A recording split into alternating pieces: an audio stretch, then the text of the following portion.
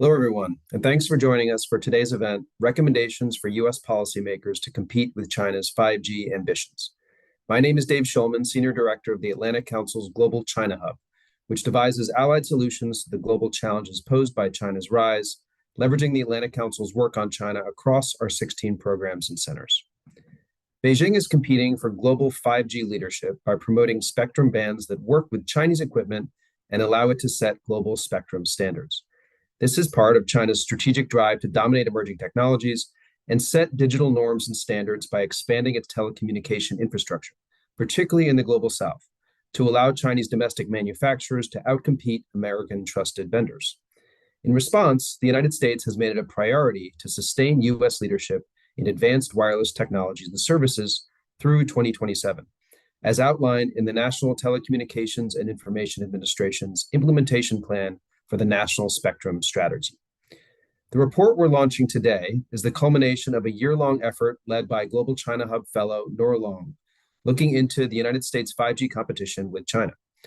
Through a series of public events and private workshops, as well as interviews, Nora investigated the implications of China's support for its 5G and 6G industry domestically and overseas, including through spectrum allocation and efforts to shape spectrum-related standards, and examined how China's practices are playing out on the international stage, and most importantly, developed a series of actionable recommendations for the United States and our allies to counter China's ambitions and retain leadership in 5G in the years to come. This is both a critical and a complex topic, and we've gathered some real experts to discuss it here today. First, before we get to the conversation, I'm very happy to introduce our keynote speaker, who will kick us off today, Sarah Morris. Sarah is the Acting Principal Deputy Assistant Secretary and Deputy Administrator for the National Telecommunication and Information Administration. She's a lawyer, a nonprofit executive, and a recognized communications policy expert. She joined NTIA in March of 2022 as the agency's senior advisor for broadband. And prior to NTIA, Sarah was the executive director of New America's Open Technology Institute, where she led the organization's strategic planning, fundraising, and management. Sarah, we are really grateful that you made time to join us today. Let me hand it over to you. Thank you so much. It's so great to join you all today. And I just want to thank the Atlantic Council for championing this important work and congratulate Nora Long on the launch of her report. As you all know, the US is in an era of high-stakes technology development. From artificial intelligence to semiconductor manufacturing, whoever leads in innovation will lead the world in economic growth and national security. The Biden-Harris administration is answering the call to maintain our global competitiveness. The administration is taking a comprehensive approach to advancing network infrastructure through the Bipartisan Infrastructure Law, NTIA's Wireless Innovation Fund, and other federal grant programs. Internationally, we are working to promote a secure, dynamic, and scalable 5G ecosystem. And last fall, the administration issued the National Spectrum Strategy, a blueprint to help meet our nation's spectrum needs, harness innovation, and build economic and national security for years to come. Today, I will discuss NTIA's work to promote open and interoperable wireless networks at home and abroad to maintain U.S. leadership in 5G and successor technologies. Let me start by telling you why this matters. We depend on our smartphones for daily life, but without a secure supply chain for network equipment, these devices and everything we use them for is at risk. We saw firsthand the fragility of our supply chains during the pandemic, which taught us the importance of building resilient networks. The US must ensure we have a diverse range of high-quality suppliers who can plug their equipment into different parts of the mobile network. This will both strengthen the supply chain and improve competition. Right now, just a few firms provide the full set of radios and computers that power mobile phones. And some of those vendors pose national security risks to the US and our allies around the world. In particular, we know the Chinese government invests heavily in 5G infrastructure, both domestically and abroad, to promote its industry champions, Huawei and ZTE. The People's Republic of China seeks to extend its influence by heavily subsidizing its industry champions to build 5G networks for partner countries. That creates dependencies and expands the PRC's technological footprint, creating security risks. We've engaged partners around the world to promote trusted alternatives to Huawei and ZTE, which has been made possible through industry success in deploying Open RAN and other technologies.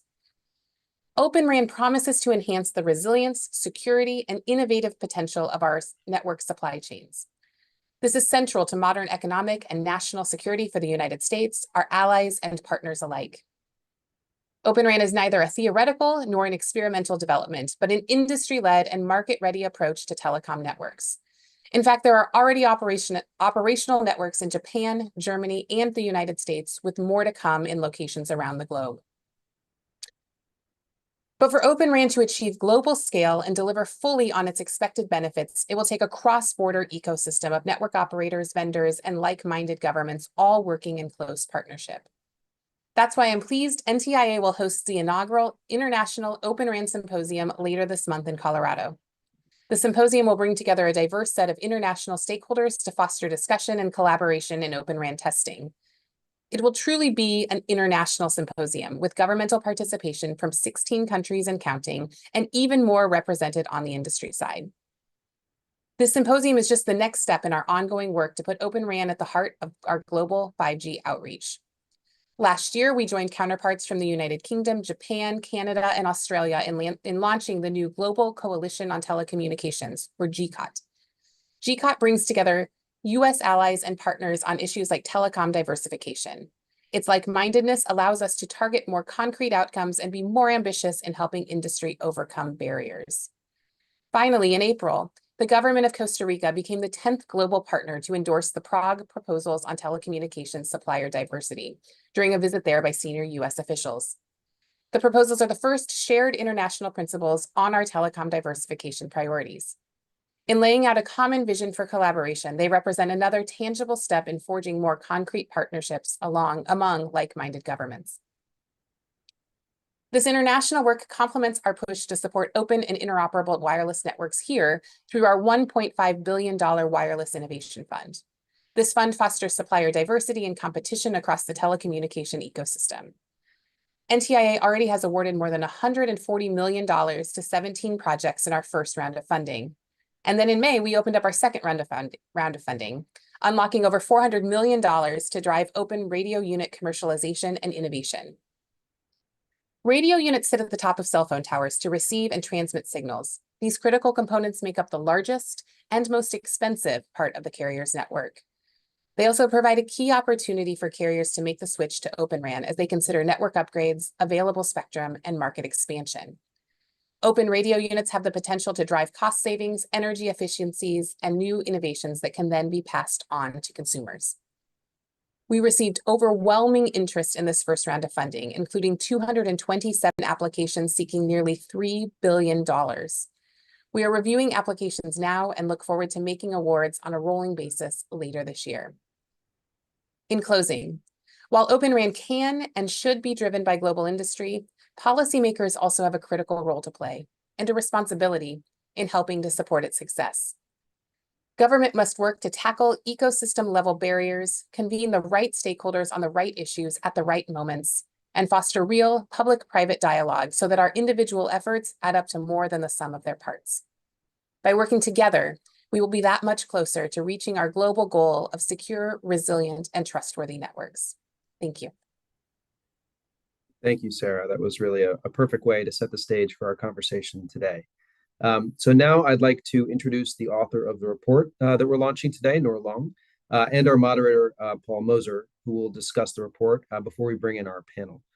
Nor, in addition to being a fellow with the Global China Hub, is also a senior research analyst at Georgetown University's Center for Security and Emerging Technology, focusing on China's science and technology ecosystem, AI investment trends, and AI diplomacy in the Indo-Pacific region.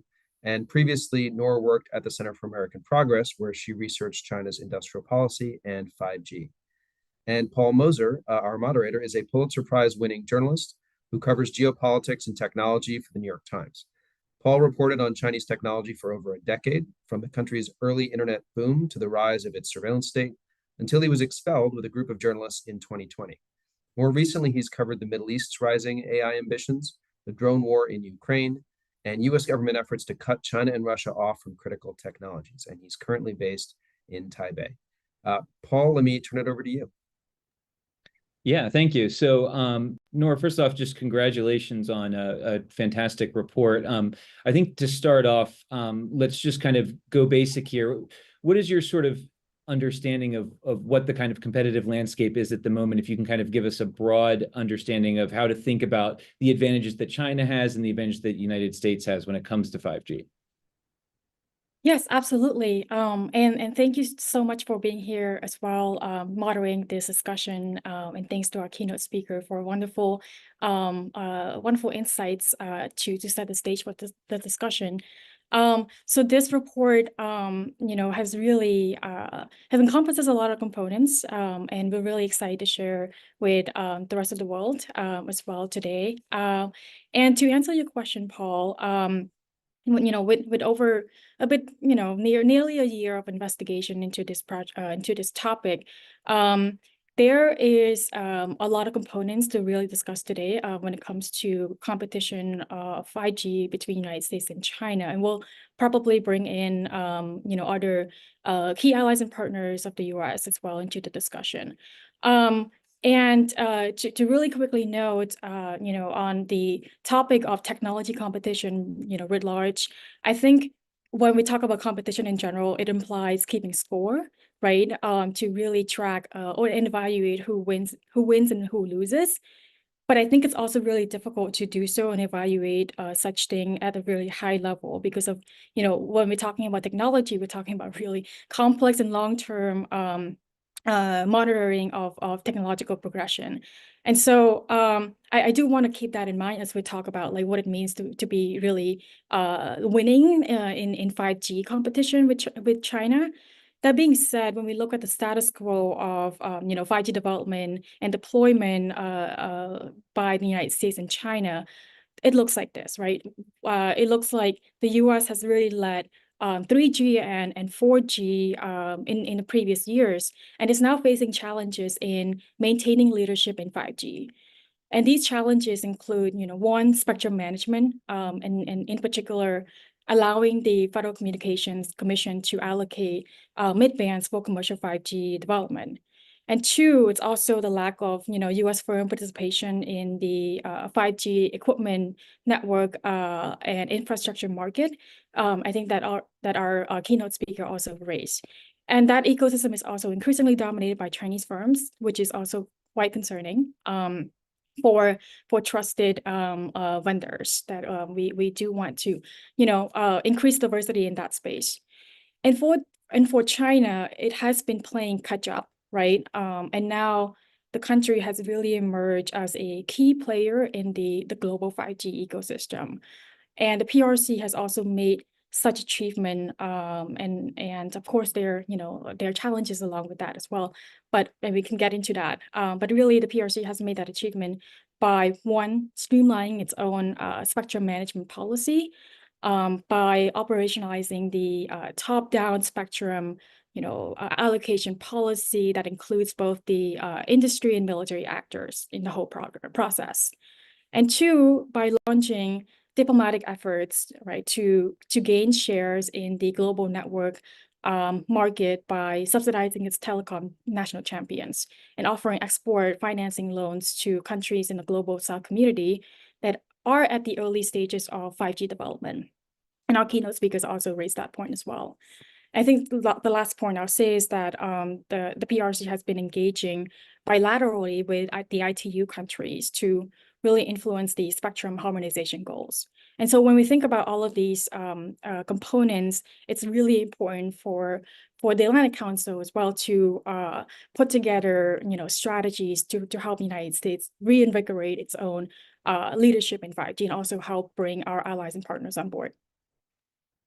Thanks. And so one of the big questions I had reading your report is it does kind of stand out. The U.S. has plenty of patents, has a lot of component makers in various parts of the 5G kind of supply chain. But at the end of the day, the United States doesn't really have a true telecom infrastructure giant in the way it once did with Lucent and others.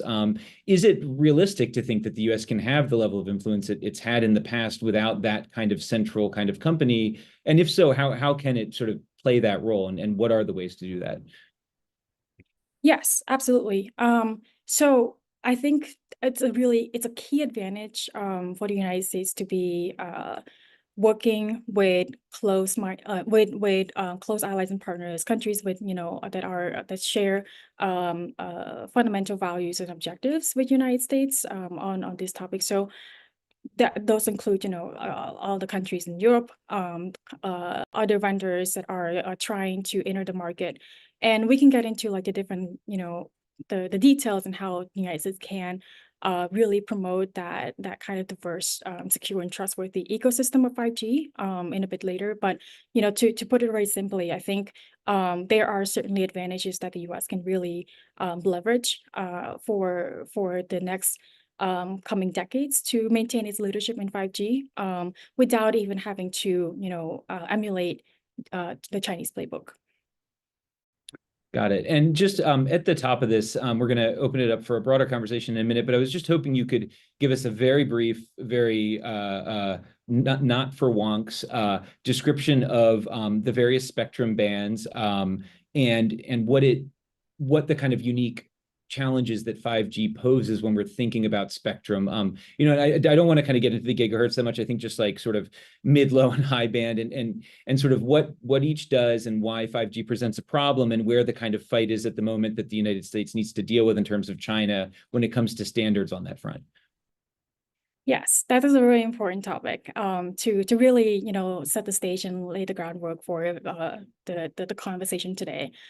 So when we think about spectrum management, it includes both allocation and reallocation and making sure that there's no interference for whatever uses a stakeholder has operated in that band. So spectrum allocation. So it is a finite resource, right? When we think about frequency waves and ranges allocated for specific uses, like mobile communication, like broadcasting and satellites communications. And in this discussion, we're talking about 5G network, another form of communication. There are generally 3 different categories of spectrum: low band, mid band, and high band. And there are certainly debates on which when the range starts and ends, but we won't get into that today. But generally, when we think about all of these different categories, and when it comes to 5G in particular, mid-band has been really optimal for commercial actors to really harness the full range of and effectiveness of 5G benefits, mainly because the technology has evolved to the point that now mid bands have really been an efficient use of band for 5G. Historically speaking, mid band has been was at the time considered not suitable for commercial use. And so it was mostly allocated for federal uses, and federal operators has been occupying that particular band or the range of mid bands. And so now the conversation is, how do we consider all the benefits, right, that both the federal users and the non-federal users can really operate in the same range to reap the benefits of 5G and also not interfere with the current incumbent users of mid bands. Yeah, and we'll get more into it, but basically it's a new playing field for telecoms, and the Chinese are already staking a claim on certain parts of it and want the world to go along with that, and that could pose problems in the United States. So how that gets kind of decided will be very important. But really quickly, I want to introduce Daniel Gonzalez and Bulalani Jili, who we have the pleasure of joining us today. Daniel Gonzalez is a senior scientist at RAND and a professor of technology analysis at the Pardee RAND Graduate School. His work at RAND focuses on advanced communication systems, electronic warfare, cybersecurity, quantum, directed energy, and hypersonic technologies. He examines technical and policy issues in these areas for the Department of Defense and other government agencies. And he's also the author of a very impressive recent report on 5G, so we'll be excited to talk to him about that a bit. And then we also have Bulelani Jili, who is a non-resident fellow with the Cyber State Craft Initiative, part of the Atlantic Council Tech programs, and a PhD candidate at Harvard University as a Oppenheimer graduate fellow. His research interests include Africa-Chinese relationships, Chinese geopolitical expansion, cybersecurity, information and communications technology development, internet policy, and privacy law. And at this time, too, I just want to let everybody know who's watching, if you have a question, you can submit a question. We'll try and get to them at the end. And to do that, it's at askac.org. So if you go there, you should be able to find the ways to submit a question there, and we'll try to get to a couple of them. So for starters, I just want to kind of open it up, Bulelani and Dan. I'm curious kind of how you see the kind of landscape at the moment when it comes to 5G. We're sort of in the middle of deployment. China has a bunch of new advantages in a way that it didn't in 4G and 3G. How do you kind of evaluate where we are at the moment and sort of, you know, where the US advantages lie and where the Chinese advantages lie? And maybe we'll start with Dan, yeah. Okay. Yeah, I think we're at a very precarious situation in advanced cellular communications. The reason being is that the US and I'll say our allies are reliant on two major systems integrators and infrastructure providers, Ericsson and Nokia, and both companies are not doing well. Both companies have had losses in 2 of the last 4 quarters of their financial reports. There was a report on Bloomberg just a couple days ago, maybe last week, that Nokia is looking to sell their wireless division, which makes 5G products. And Samsung is listed as a buyer. There are no, as a potential buyer. There are no US companies that, you know, in the rumor mill are looking at acquiring Nokia. So, and it is discussed in the Atlantic Council report that China has for a while been subsidizing its key companies in 5G, Huawei and ZTE.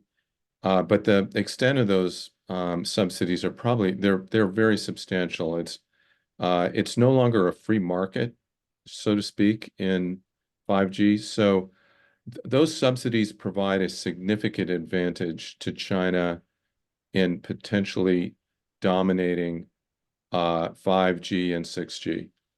Where we, the US, have an advantage is in a stronger position in the microelectronics supply chain, which is important for advanced logic and modems that go into 5G phones. There's technology there that US companies still probably make the best modems. Qualcomm is the dominant player. But as we proceed to 6G, it will, you know, we have to see how that's going to unfold. And Huawei can make its own 5G modems. Huawei is building up its own semiconductor fabs in China. They're trying to, even with US sanctions, to be competitive in advanced logic and modems. How well they're really doing is, you know, is a debate, I think. And I think next Monday, Apple is going to introduce their next iPhone, and the day after, Huawei is going to introduce theirs.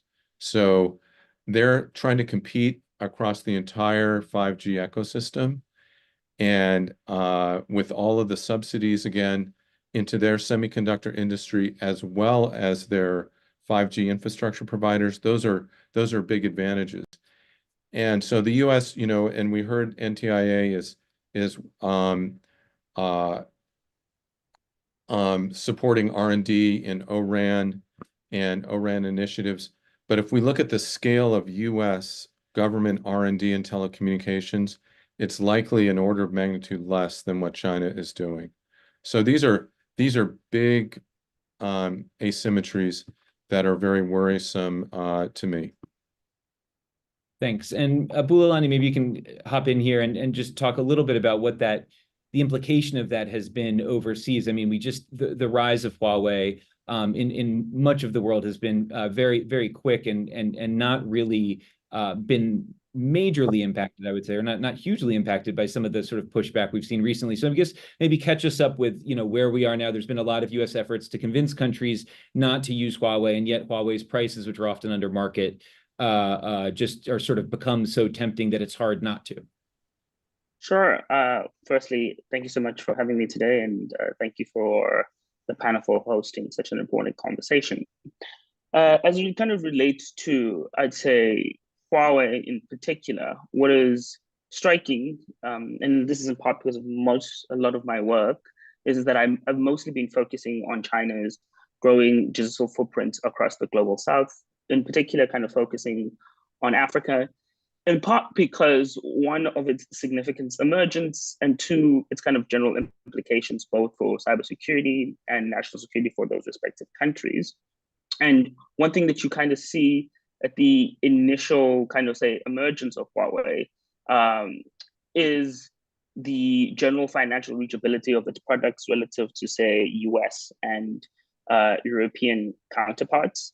And that financial reachability, where it initially began with say 3G and then eventually 5G, has been mostly contingent on the massive state subsidies that have been kind of offered. And so one of my own kind of respective reports in particular has been now focusing on the kind of the financing infrastructure of these mass subsidies that the state is offering its kind of large telecommunication companies like ZTE and Huawei, and usually find that like basically the financing is coming through say the Bank of China or kind of other kind of players who are then landing those finances in those kind of respective say African contexts, at least within my own work. And so subsidies are important in the sense that they have made it almost virtually impossible for companies like Nokia and Ericsson to be competing with China, at least in the context of Africa. And so, much of my particular work in that case has actually also been looking at the prize possession of, say, work for these large telecommunication companies in Africa, which is mostly state tenders, right? So if you're a big telecommunication company, majority of your work in the global south will be mostly state related work in terms of offering your services and building out the telecommunication infrastructure. And European companies simply have not been getting that work for a very long time now. And so like when we're saying, exactly where they're competing, for me, the better question would be is it even a competition? If you're not particularly communicating for that kind of work.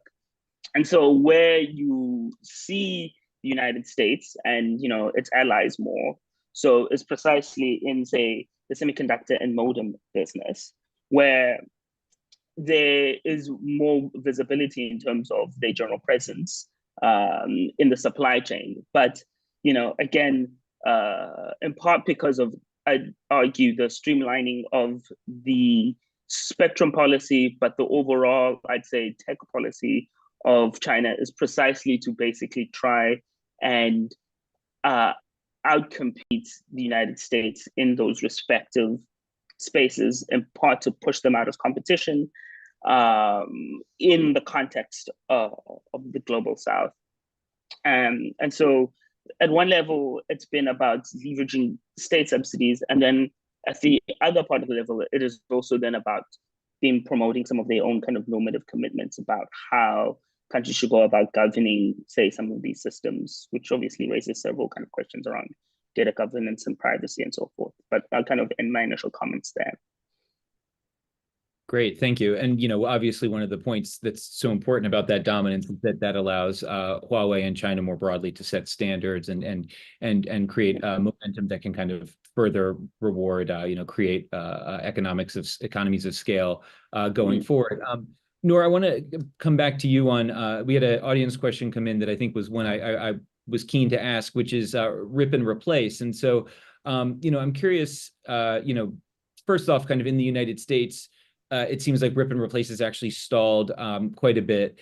And rip and replace is obviously is a set of policies designed by the United States to try to help and encourage the taking out of Huawei and ZTE gear and replacing it with trusted vendors from the United States government's perspective. How is it going in the United States, and then maybe kind of elsewhere?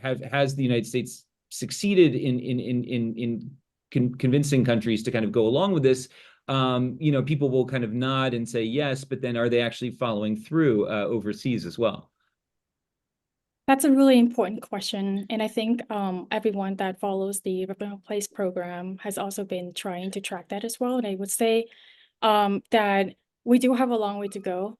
It's an initiative that was born out of the kind of concern of continuously using Chinese equipment in our critical network and infrastructure, right? And I will also say that, a report written by a colleague at CSET has found that there are a lot more, maybe nearly 2,000 state and, local governments that have really already purchased ZTE and Huawei's equipment for their own network. And so we're talking about a lot of, different stakeholders and different places to really, completely remove all these equipments, right, from U.S. critical network and infrastructure. And so in order to do that, there has been calls for more funding, right, to close the gap and to really meet the objectives that are already laid out by the program. So we're talking about, I think the number has been thrown around, so $3 billion. That is still a gap that needs to be filled. And when we talk, so that's talking about, what's happening domestically in the US. And I think we still have to figure out what to do internally. And when it comes to taking that message abroad, I think it's quite important to share the information with, key countries that we do want to bring on board about the risk of continuously using Chinese equipment in important grid that the US and other countries have already developed. And so some of successful examples include like Costa Rica, that has already been looking into banning companies that are not a part of the International Cybersecurity Convention, or are not in line with that particular convention. And also Germany has recently announced that they are planning to replace parts of their parts of that have been made by Huawei and ZTE in its own 5G network by, I believe, 2025, 26, right? So we're looking at a very long-term kind of initiative to really fully remove and replace all of these equipments that are deemed harmful to critical infrastructure. And so, I would say that it's really important for us to continue monitoring what exactly will have to happen in order for us to effectively meet that objective that we already laid out. Got it. And Dan, I'd be curious for your take on how rip and replace is sort of, going, especially overseas, but also domestically, because it doesn't seem like it's fully, as Nora's report outlines, at times there's not the money to actually even follow through with this domestically. So how can you make these cases to overseas allies or even just, countries you're friendly with? I think rip and replace is it within the US is, my understanding is, and I'm not tracking it as carefully as CSET or maybe the Atlantic Council is, but just from press reports that it's not going well. And my understanding too is we don't really even have a thorough accounting of where Chinese equipment is in critical infrastructure, in government networks, state networks. and in the defense industrial base. So we don't know what risks these pose to specific parts of the U.S. economy. For example, there's been a lot of press discussion and disclosure about a cyber threat to the U.S. critical infrastructure, to our electric grid, et cetera, through Volt Typhoon. And we don't know the role that Huawei and ZTE equipment have played in Volt Typhoon. So this is a big deal. It doesn't seem that, again, the government is paying enough attention to it. I do think there's an overlap, and this is something we have studied at RAND, between ownership, access, and control of telecommunication networks and cyber capability. And we've coined a term called digital presence, where we try to indicate that once you have significant ownership, access, and control of these telecommunication networks, it makes it easy to maintain a presence, a cyber presence in networks of various kinds. And so this is an advantage that's growing overseas and is still there. I mean, I think we have reduced it in the US, but we still have this cyber presence of China in our networks. It is facilitated by Huawei and ZTE equipment, unfortunately. Yeah. And we've quite a few questions coming in about spectrum specifically. Before we get to them, though, Bulelani, I just wanted to ask you real quick, do you have any sense now in terms of, we've seen China's economy has been quite bad for the past couple of years now. We've seen a lot of debt problems when it comes to the digital Silk Road and to the Belt and Road more broadly. I'm curious, a lot of the sort of, the various subsidies and funding mechanisms you outlined, are we seeing those change in any way? Are we seeing, any kind of retreat or pullback on the sort of telecom side, or is that not really being impacted in the same way some other infrastructure outlays are by the Chinese government? Sure. I guess could I speak to the previous question and then speak to this question? Sure, yeah, sure. Would love to hear your thoughts on River and Replace. Oh yeah, for sure. So as relates to, I would argue kind of communicating some of the general risks associated with the procurement and then installation of Chinese telecommunication infrastructure, at least in terms of communicating the risk thus far in the global South, it's been happening, but it's not been particularly consistent, and it's also not been I'd say both technically, but also well policy communicated in terms of the respective interests of the countries in which they're trying to communicate that message. And then two, communicating the risk of, say, working with a Huawei and ZTE without like an alternative plan or support has also rang quite hollow with respect to, say, African countries, particularly African countries who have had to deal with cybersecurity threats and espionage directly coming from the CCP. I've been in multiple meetings, and interviewing stakeholders in the global South who have made complaints about data theft, and then immediately are looking for solutions with alternative partners, but they do not have the financial or technical means to do so. And so in kind of communicating risk, I've argued that it's also quite paramount to speak about what is a potential alternative solution for those respective countries. And then in terms of the question of debt, what is kind of interesting is that I'd say much of Africa-China relations in general now is really a conversation about debt and managing that debt over time. Obviously, as China's economy has slowed down, it has basically meant that like the party has had to almost, let's say, not necessarily close the tap, but offer less financial assistance to global South countries, in particular in projects that are more risky and potentially will not offer returns. In part because I'd argue that the earliest kind of financing that was being offered by China was really more about a diplomatic play rather than establishing any kind of immediate return. And then there was a general turn to due diligence and more kind of credit-worthy projects that could potentially offer returns to the party. But the current issues surrounding particularly financing for telecommunications is that it's kind of slowed down, but there are still significant loans being offered specifically for 5G and data center infrastructure building in the context of Africa.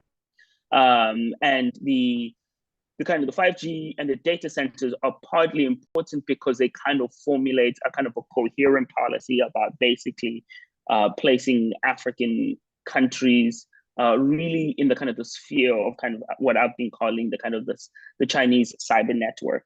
And so it's slowing down, but it's not completely done.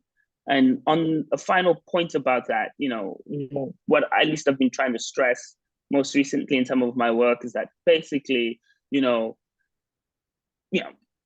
just using a kind of an old adage here, like, when I owe you $1 million, I'm in trouble. But, when I owe you $1 billion, you're in trouble. And, it seems as though that like China is also running into massive problems with this in the context of the global South, because basically asking for its money back is not particularly viable. And so it will then ask for collateral. But the problem of asking for collateral in the context of the global South is that it will then look like a neo-colonial occupier. And its foreign policy prerogatives in the context of the global South has been precisely a pontification and a performance of it functioning as an alternative superpower that is antithetical to kind of the colonial, neo-colonial occupation of, say, the global North. And so it's kind of running into that kind of dilemma with needing collateral, but not being able to do so. Got it. That's, very well put. Okay, so we're going to dive into spectrum a little bit here. Let's talk a bit about opening up mid-band, in particular for commercial use in the United States. We have a few different questions, so I'm going to try and put out a couple of them and just kind of open it up, and we'll see kind of who wants to jump in here. But, one is kind of reasonably speaking, what is a timeline for accelerating studies or the aim for approval in the U.S. of commercial, offering up an open commercial mid-band spectrum space? And then secondarily, where does the FCC fit into all that, and how does the 5G Sales Act, play a role in that? And then finally, what can U.S. and its allies more broadly do to encourage the mid-band opening issue? And I just kind of throw all those out there, and whoever wants to hop in first, go ahead, please. I'm happy to start and start off here and answer the first question with respect to the NTIA studies of lower 3 gigahertz and 7 and 8 gigahertz bands. So I think the timeline stated in the National Spectrum Strategy is 12 to 18 months. And we might be looking a little longer than that because it involves a lot of like complex technical challenges. And one of the recommendations provided in the report is to accelerate the studies because it's quite important for us to understand potential, problems as they relate to, interference with uses already kind of federal uses that are already operating in those bands. So, for example, we take a look at 7 to 8 gigahertz bands. The National Spectrum Strategy states that they are going to study those particular bands to assess the degree to which reallocation is possible for wireless broadband use on both the licensed and unlicensed basis. And for from the industry perspective, I think there's a lot of discussions around how there are certainly opportunities to really globally harmonize these bands to leverage the same benefits that we're talking about, 6 gigahertz that the US has kept unlicensed. And China has already opened that for licensing. So there's some opportunities there, but also at the same time, I think there are challenges that that we have to keep in mind in the process of proceeding with these studies. For example, when we think about reallocating from federal uses to non-federal uses, we have to think about um, how to resolve the interference problem and how to make sure that the ban is also utilized most effectively by either federal or non-federal. And so because of all of these challenges, I think it's quite critical for us to proceed with the studies as planned and maybe accelerate that as well to really, allocate mid bands for commercial uses at the right time. Because timing is also quite critical, right, when it comes to how to effectively compete on a global scale. Does China being so far ahead on the 6 gigahertz push, where the U.S. studies are still going on, put the United States at a pretty big disadvantage? How much is the first mover advantage a thing here? Yes. So in the report, we talked about how China is the first country to open up 6 gigahertz band for license use. And should other countries follow, say Brazil, and some of the European countries have also been thinking about this as well. Should they follow? That's another question for the United States to ponder, because if other countries are following suit, it's going to change the global landscape of 5G ecosystem when it comes to, kind of, it will meet, China's kind of efforts to push for global harmonization on that band. And that means that in that particular scenario, that means the US will have to build and deploy 5G in isolation. And, that means opting out of the benefits of global harmonization of that on that band. That means, leaving out economies of scale, all the benefits that we talked about today. And so it is critical to think about. I think the question is, do we have any band to offer to the rest of the world that this is the one that everyone should consider for global harmonization. I think some folks will argue that 7 and 8 band is a good alternative to 6 gigahertz. And so the current conversation continues, right? The debate continues on, and we still think ultimately the bottom line is, NTIA studies would really uncover both the benefits and challenges, and how we can grapple with the challenges going forward. Got it. And Dan, any thoughts on all of that? I know it's a lot, so maybe pick the part that you think is most intriguing. So for spectrum allocation, yeah, and midband, I think that if a large number of other countries do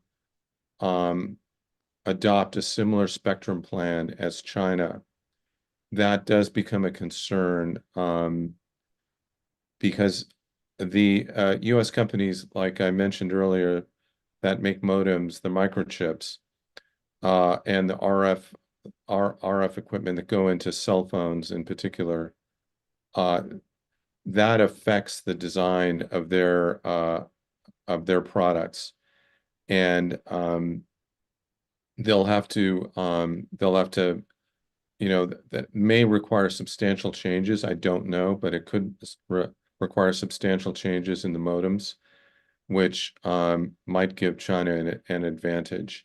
So it really is an important issue that needs to be studied. I have not seen anything on how important that is from a microchip perspective. That's something I'm hoping the government is looking into. In terms of the allocation process in the United States, my understanding is one of the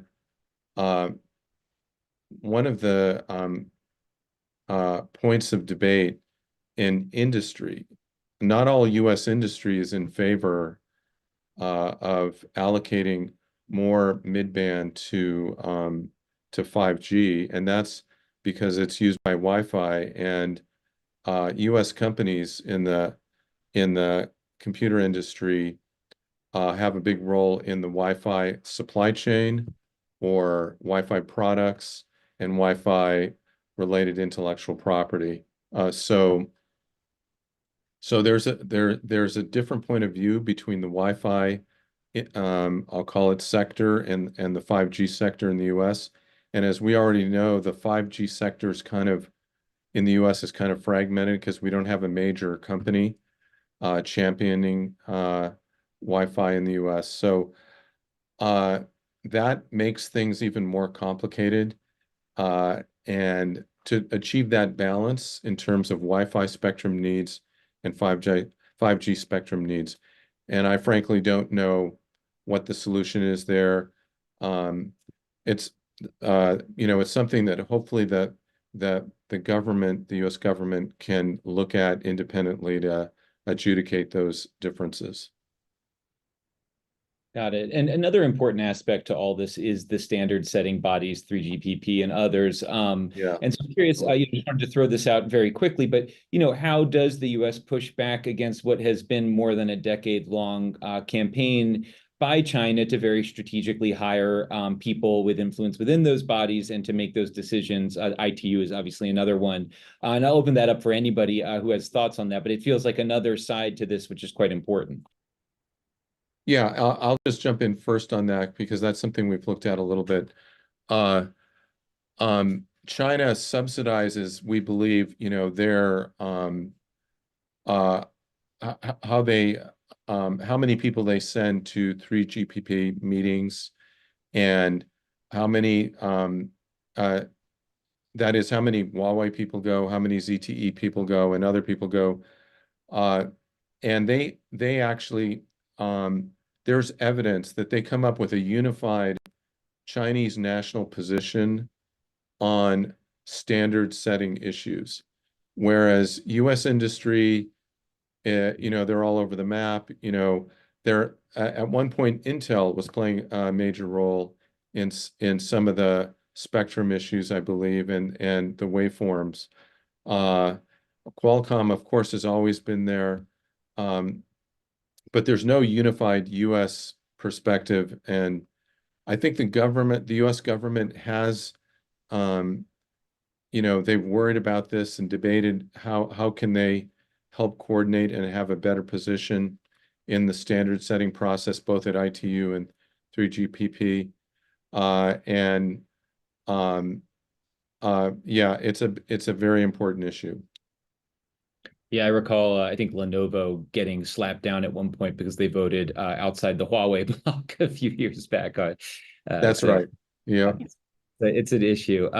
So we have a couple minutes left. I want to kick it a little bit forward to 6G because why not? This will be a slightly more speculative, but a few questions from the audience have come in, and I'm just going to kind of streamline them together. And I'd love to get an answer from all three of you. So the first question is kind of about China trying to do commercializing 6G by 2030, and questions around whether the standards associated with that could increasingly bifurcate sort of internet architecture broadly. And then the secondary question, is do we see that the spectrum allocation issues that we're facing now with 5G would change meaningfully into 6G in our understanding of how that will work in terms of, mid, low, and high bands. So I'll leave it open to that. And then if you guys want to also just think a little bit forward about why, you can maybe help also just explain the implications of this battle for 5G does set the path for 6G and for, a level of connectivity that's going to be so critical for driverless cars and all manner of other kind of, sort of futures for how we think of cities and how we live our digital lives. And so maybe I'll use this sort of as a chance to also just get a little speculative here about why this is so important and what it sort of is at stake right now that could be, if these battles are lost and China really does sit in the pole position on setting these standards, what sort of happens going forward? I could jump in here. And since we are speculating, I'll say up front that I could be wrong. But this is based on what we've seen so far. I think just really at the highest level, very broadly, when we think about 5G development or 6G development, whoever is going to be at the forefront of that will essentially shape the global standards and spectrum allocations and things that we talked about today. And that's going to have implication for the future. That being said, there's also one point that I want to make here, that is there are certain technologies that can allow countries to kind of think about if they want to leapfrog to 6G or 7G or the next generation in general. For example, when we look at standalone technologies, that technology can allow countries to think about, okay, if I don't have Chinese 5G networks in my system, it puts 5G in a different bucket from 6G. So we're not building on top of each other like a typical technology stack. It allows for other viable options that countries can go for. So I think that is the motivation and rationale behind pushing for standalone technologies.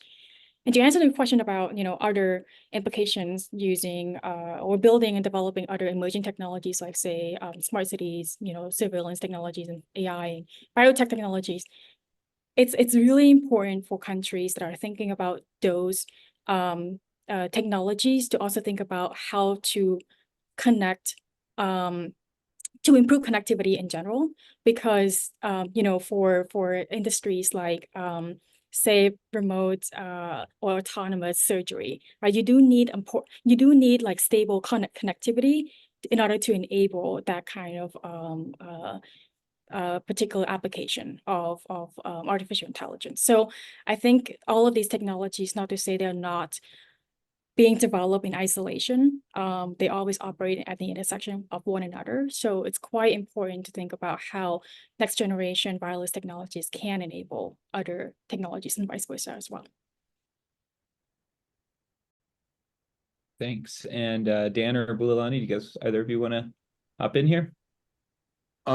Sure. A couple of thoughts. We already see now in 5G the development of direct to cell phone satellite links from AST Mobile and Starlink.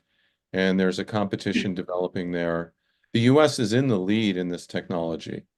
And my understanding is that 3GPP plans to work on integration of satellite communications to broaden cell phone coverage.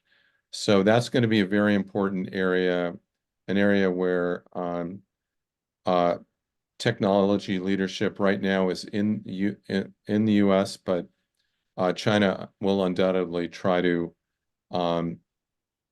catch up, and they are deploying their own low Earth orbit SATCOM system to compete with Starlink. So that's likely to be one of the key areas for 6G. But there, in terms of the terrestrial component of 6G, I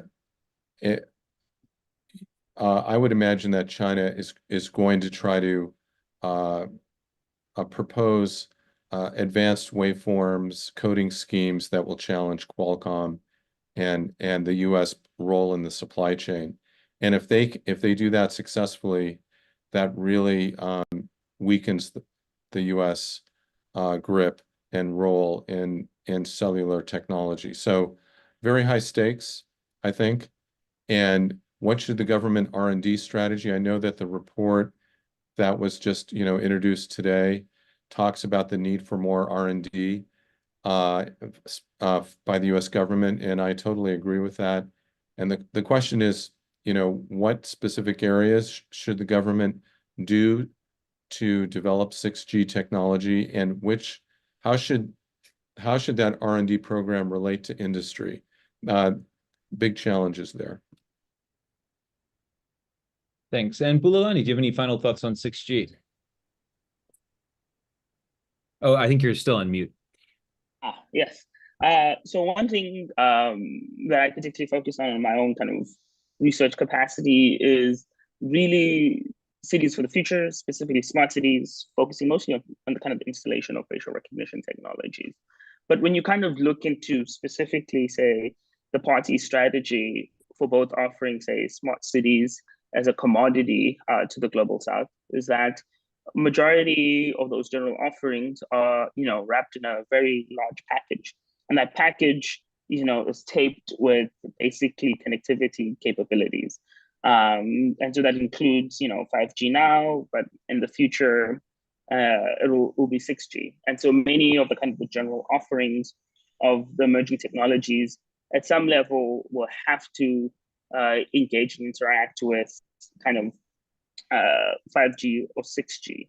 And why that in particular is significant, in part because it creates the conditions for new technologies, and how necessarily the United States or really the global south should be responding to this is very much contingent on their own kind of respective vantage points. In the global south, there's generally a prioritization of how they could leverage these technologies for their own respective development prerogatives.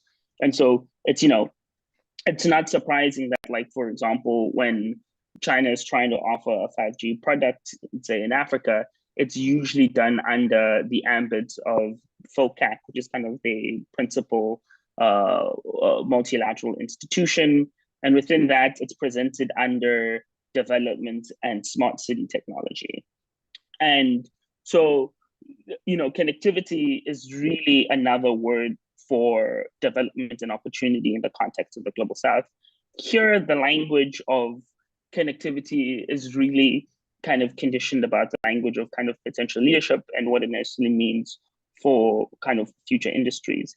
And in particular, what happens when, there's a loss of grip of leadership within that kind of respective space, both obviously for those respective kind of companies involved, but also for the future of the United States as kind of the kind of commercial economic hub of the world. And so in many ways, these debates kind of thread these kind of multiple moving parts, both about kind of leadership, but also about kind of development in the context of the global south. And when wanting to communicate with the world, I've always suggested basically a rhetorical shift in terms of placing the priorities of those global souths really at center if, the interest is to kind of engage the rest of the world in this topic. Yeah, and I think we'll call it there.